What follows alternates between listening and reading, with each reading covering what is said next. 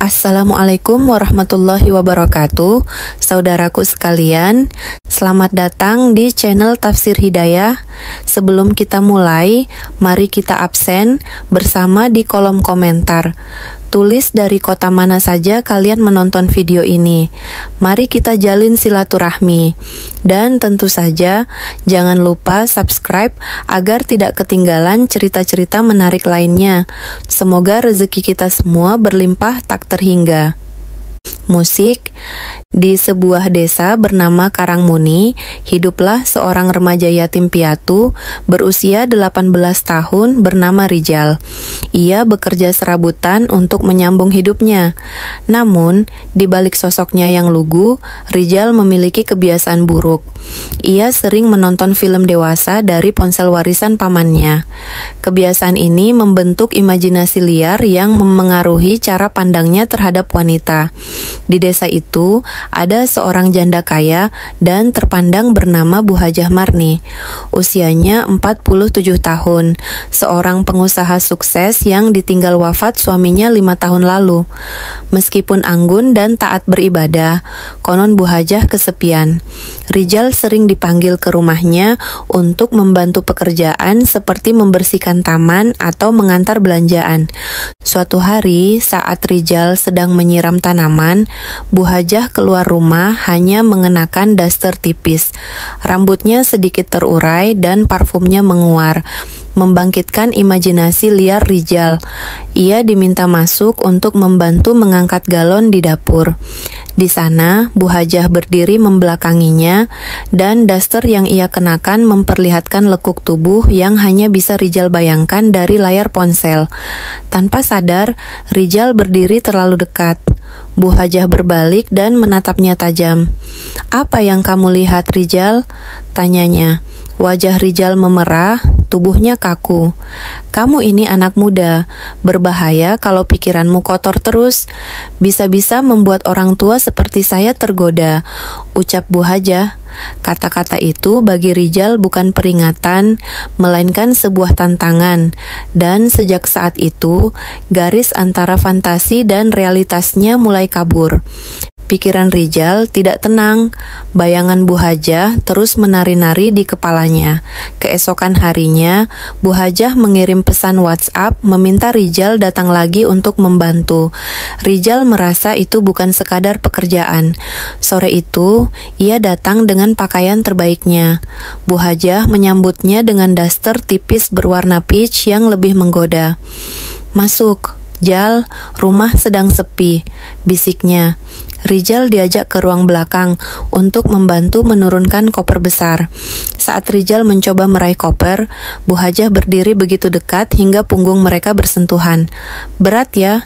bisiknya. Tatapan mereka bertemu. Tak ada lagi jarak. Rijal tidak lagi bisa menahan diri. Bu Hajah yang selama ini dikenal kalem, justru menjadi yang pertama mencium lembut pipi Rijal. "Aku juga manusia, Jal. Aku sendiri, aku kesepian," bisiknya. Mereka terhanyut dalam hasrat yang selama ini terpendam. Setelah beberapa minggu berlalu, Bu Hajah mulai menunjukkan perubahan fisik. Ia sering mual dan cepat lelah. Pagi harinya, ia melakukan tes kehamilan. Hasilnya, 2 garis. Tes pack itu membuatnya lemas. Rijal, remaja 18 tahun yang kecanduan film dewasa, kini tanpa disadari telah menanam benih di rahim seorang janda kaya dan terpandang. Pikirannya kacau. Sore harinya, ia memanggil Rijal ke rumah. "Jal, kita harus bicara," katanya serius. Rijal datang dengan gugup. "Aku hamil, Jal. Kamu ayahnya." Rijal membeku, tidak tahu harus berkata apa. Sejak saat itu, hidupnya tidak akan pernah sama lagi. Meskipun kabar kehamilan Bu Hajah belum menyebar, perubahan perilaku mereka mulai terlihat. Bu Hajah jarang keluar rumah dan berhenti menghadiri pengajian. Rijal menjadi lebih pendiam dan sering melamun. Beberapa hari kemudian, Bu Hajah memanggil Rijal untuk membahas masa depan. "Aku tidak bisa menyembunyikan ini lama-lama," katanya. "Kamu harus berani, harus tanggung jawab." Rijal menunduk, "Tapi aku belum kerja, Bu." Bu Hajah tersenyum tipis, hartaku cukup, tapi aku butuh lelaki yang bertanggung jawab. Keesokan harinya, kecurigaan warga mulai memuncak saat Bu Hajah sering menolak tamu. Gosip pun mulai menyebar. Di antara semua itu, Bu Hajah belum tahu bagaimana jika warga tahu siapa ayah dari anak yang ia kandung. Desas-desus menyebar dengan cepat. Nama Rijal dan Bu Hajah menjadi topik hangat. Di balik hujatan, Bu Hajah tetap tegar. Ia tahu semua ini adalah bagian dari pilihannya. Malam itu, keluarga Pak RT mengadakan musyawarah. Bu Hajah dan Rijal hadir. Ini aib? Iya, kata Pak Ustaz. Tapi kalian mengaku dan ingin bertanggung jawab, itu lebih mulia daripada yang hanya bisa mencaci. Dengan suara mantap, Rijal berkata, saya siap menikahi Bu Hajah, Pak. Saya tidak akan lari. Ini anak saya, dan saya akan menjadi ayahnya. Bu Hajah menunduk, matanya berkaca-kaca. Semua orang melihat keberanian yang tak dimiliki semua orang. Beberapa hari kemudian, pernikahan mereka digelar sederhana.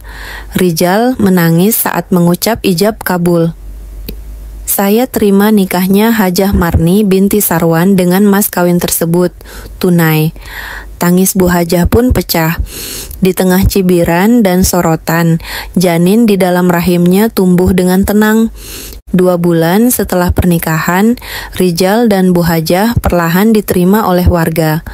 Rijal kini tinggal di rumah besar milik Bu Hajah, tapi ia bekerja lebih keras. Ia mengurus kebun, membersihkan rumah, dan mulai berdagang. Kehamilan Bu Hajah pun semakin tampak. Sore itu, Rijal dan Bu Hajah duduk di beranda. Kamu masih sering memikirkan masa lalu ya? Tanya Bu Hajah lembut. Kadang, jawab Rijal. Tapi kalau tidak terjadi semua itu, mungkin aku tidak akan bertemu ibu. Bu Hajah menggenggam tangannya. Sekarang kamu harus menjadi laki-laki sejati, bukan hanya karena kamu suamiku, tapi karena kamu calon ayah. 4 bulan kemudian, tangis bayi laki-laki memecah malam. Rijal berdiri kaku di sudut kamar. Ini anakmu, Jal, ucap Bu Hajah. Rijal menerima bayinya dengan tangan gemetar, matanya basah. Bayi itu adalah buah dari segala khilaf, cinta dan keberanian. Kini, Rijal bukan lagi remaja yang kecanduan. Ia telah menjadi suami dan seorang ayah. Dan itulah awal dari hidup barunya.